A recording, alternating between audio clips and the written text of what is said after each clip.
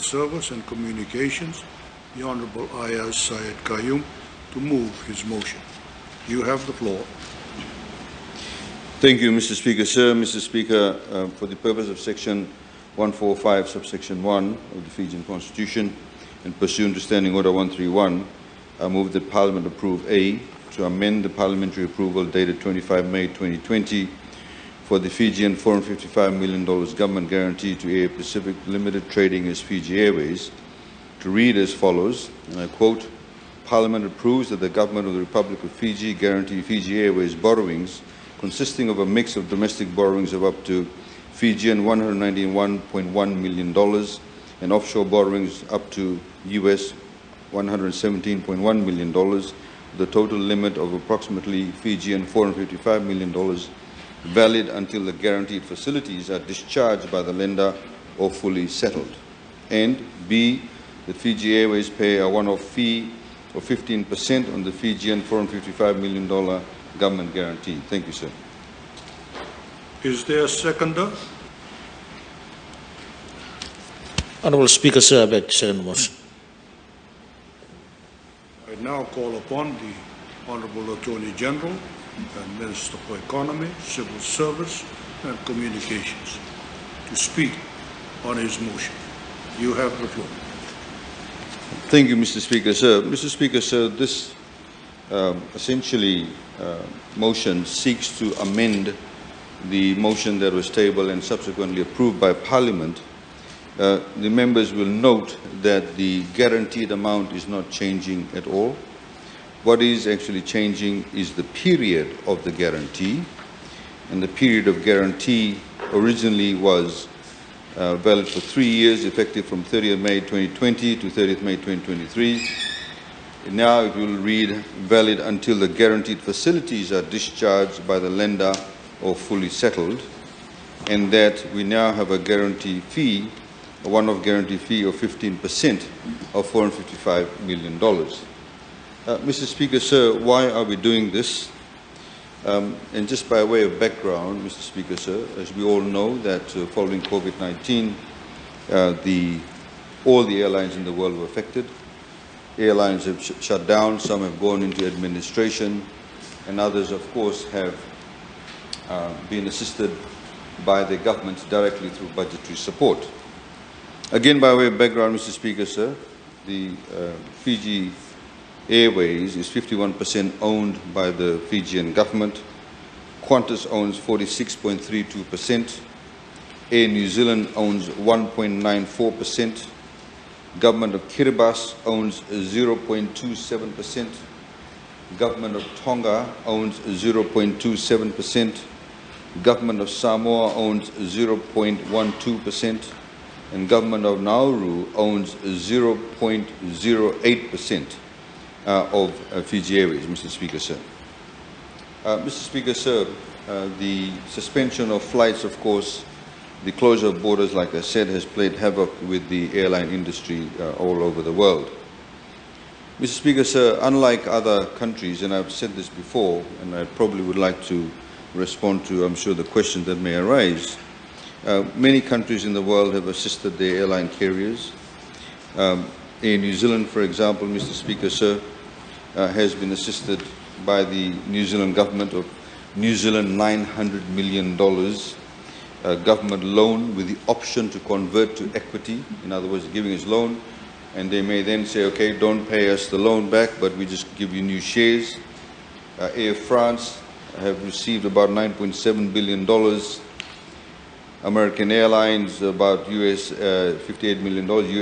American Airlines, Delta, United Airlines, JetBlue, Southwest Airlines, Cathay Pacific, $2.6 billion Hong Kong dollars by way of equity stakes.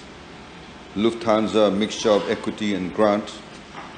More closer at home, Mr. Speaker, sir, Air Vanuatu, which currently has one jet aircraft, B737, with a handful of turboprops for domestic operations, is, Mr. Speaker, sir, received USD $6.4 million in direct cash funding, with additional $5.3 million in state guarantee. Solomon Islands Airways, which again, Mr. Speaker, sir, I understand is a one aircraft airline in terms of flying internationally. Where the government was to inject USD $20 million for budget support, and also it would be a mixture of $5 million grant and $15 million concessional loan. Air Calian, Air Tahiti, they again have been approached. They have approached the French overseas minister for essentially more support, USD $21 million in direct loan from the French government. Air Calian, $50 million. These airlines, Mr. Speaker, sir, are obviously limited vis-a-vis in comparison to Fiji Airways, and they fly to less destinations, or fewer destinations, I should say, Mr. Speaker, sir. Air Calian, for example, which a lot of the pilots come and do training in Nandi, they are losing about Australian $7.6 million per month in this pandemic, reportedly. So a lot of these airlines are suffering, Mr. Speaker, sir. The Fijian government did not provide any direct budgetary support like most of these other airlines have received from their governments. We opted for the guarantee, Mr. Speaker, sir. And this now, of course, Mr. Speaker, sir, has included guarantees to all the institutions and the companies that have actually lent or are leasing aircraft to Fiji Airways. The rationale for, of course, the extension, Mr. Speaker, sir, of the guarantee is because, Mr. Speaker, sir, as we know that Fiji Airways did not want to have what we call a cliff situation where all the loans become payable at one point in time. That would obviously put a huge cash flow pressure on Fiji Airways. So what's actually happened, Mr. Speaker, sir, the Fiji Airways has now sought extension of the time over which these loans can be paid. And the period, Mr. Speaker, sir, has in fact been extended, where now the loans actually, Mr. Speaker, sir, are stretching up to 15 years, which essentially has made it critical to ensure that some of these loans, not all of them, some will mature in 7 years' time, is a range from 7 to 15 years. So essentially, in order for these financiers to have that level of comfort, Mr. Speaker, sir, they need the government guarantee to cover that particular period. And we, of course, Mr. Speaker, sir, are glad to do that because this is our national carrier. By way of information also, Mr. Speaker, sir, government had some time back when Fiji Airways had borrowed from FNPF, had also mortgaged or allowed the mortgage of 25% of its shares to FNPF. And Mr. Speaker, sir, we have now said to FNPF to give them that level of security that in the event, which we don't believe will happen, that Fiji Airways does not pay the loan to FNPF or the Fijian government does not come up with the guarantee sum, then FNPF has the ability to take all the 51% shares that the Fijian government holds. The good thing about it, of course, is that in that non-eventuality, that the shares, of course, will still remain with the Fijian institution. So, Mr. Speaker,